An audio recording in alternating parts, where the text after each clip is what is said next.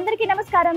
జనక్పూర్ ధామ్లో ఎన్నో విశేషమైన ప్రదేశాలను మనం చూస్తున్నాం. ఇందులో భాగంగా ఖచ్చితంగా అందరూ దర్శించుకోవాల్సినటువంటి విశిష్టమైన ప్రదేశమే రాజ్దేవి మందిర్ అండి. ఇది ఒక శక్తిపీఠంగా చెప్తారు. ప్రత్యేకించి మిథిలా నగరాన్ని పాలించినటువంటి జనక మహారాజు వారు ప్రత్యేకంగా ఈ అమ్మవారికి పూజలు చేసేవారు. ఒక కులదైవంగా భావించేవారట.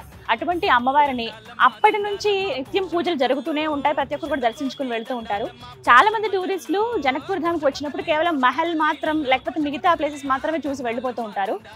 ఈసారి నుంచి వచ్చేవాళ్ళు డెఫినెట్గా ఈ రాజ్దేవి మందిరంలో అమ్మవారిని కూడా దర్శనం చేసుకోండి. అత్యంత శక్తివంతం అని కూడా చెప్పారు ఇక్కడ ప్రజలు. ఓకే, నాతో పాటు మీరు కూడా దర్శనం చేసుకుందరు కానీ రండి లోపలికి వెళ్దాం. పట్టిన కల్పావల్లి ఆటలు కోళ్ళ జంటలు నీకు కుక్కిలమై సచి గుమగుమ నీకు ఊదు పొగల సెగలు నీకు నిమ్మదండ యాపమండలు నీకు ఇంటి ఆడపడుచు తీరు పూజలే చేస్తాం.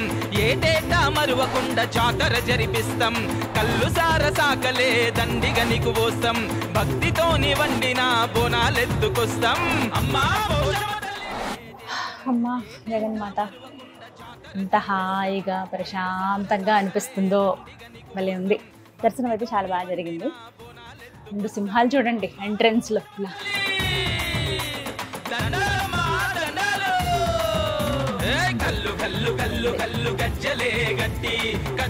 లోహంతో ఉన్నాయి ఇదంతా. ఇలా వీళ్ళు ఒక డోర్ లోపల నుంచి వెళ్ళి అమ్మవారిని అలా చూసుకుని మనం ఇంకొక డోర్ లోపల నుంచి ఇలా బయటికి రావచ్చు అనమాట. అత్యంత శక్తివంతం. ఇక్కడి ప్రజల నమ్మకం ఏంటంటే వచ్చి ఏ కోరిక మనం కోరుకున్న ధర్మబద్ధంగా ఉన్నటువంటి ఏ కోరికైనా అమ్మవారు ఖచ్చితంగా తీరుస్తారని చెప్తారు. అందులోనూ దసరా సమయంలో ఇక్కడ బలులు అర్పిస్తారండి. ఇక ధారలుగా పారుతుంది రక్తం. అమ్మవారు ఇక్కడ బలిని కోరుకుంటారు. ఇక్కడ అమ్మవారు శక్తిపీఠం అండి. కుడి భుజం 51 శక్తిపీఠాలలో అతి ముఖ్యమైనది ఇది. అమ్మవారి కుడి భుజం పడిన ప్లేస్ అని పంతులు గారిని అడిగాను నేను, ఇలా శక్తిపీఠాల గురించి చెప్తున్నారండి అని అంటే నిజమే, ఇది శక్తిపీఠమే. అమ్మవారి కుడి భుజం పడిన ప్రదేశం ఇది. అత్యంత శక్తివంతము, మహిమాన్వితమైనది. ఏ కోరిక కోరుకున్నా తీరుతుంది, మీరు కూడా కోరుకోండి అని చెప్తూ ఉన్నారు. నిజంగా అమ్మవారిని దర్శించుకోవడం ఒక మహద్భాగ్యం. ఇక కోరిక అన్నీ ఇచ్చింది ఆమెకే తెలుసు కదా మనకి ఏమి ఇవ్వాలో ఏం వద్దు అని చెప్పి. చాలా చాలా బాగుందండి. మీరు జనక్పూర్ వస్తే ఖచ్చితంగా దర్శనం అయితే చేసుకోండి. ప్రత్యేకించి ఏంటంటే జనక మహారాజు అంటే ఆయన మిథిలా నగర సామ్రాజ్యాధీశులు కదా.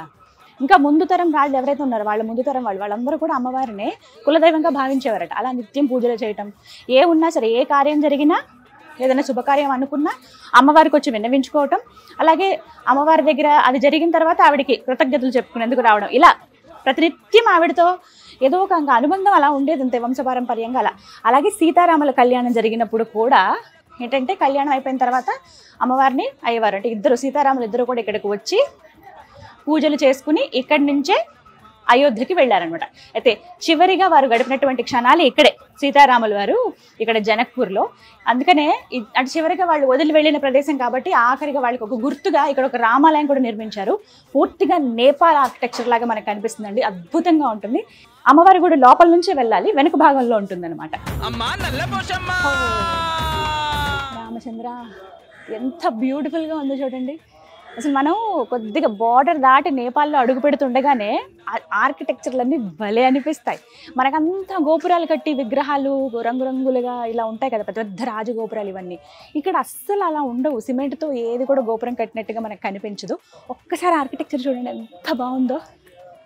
అసలు ఆ dark brown and light brown colour mix తోటి సుందరంగా ఉంది మందిరం అయితే. అంటే లాస్ట్ వాళ్ళు ఇక్కడి నుంచే ఇంకా అయోధ్య వెళ్ళారట. అందుకని గుర్తుగా ఇక్కడ స్వామి అమ్మవారు ఇక్కడ ఉన్నారు కదా అని చెప్పి ఇక్కడ ఒక మందిరాన్ని నిర్మించారు. ఇక్కడ లోపలే సీతారామచంద్రుల వారు కొలువై ఉన్నది. ఎదురుగుండా మనం హనుమాన్ మందిరం.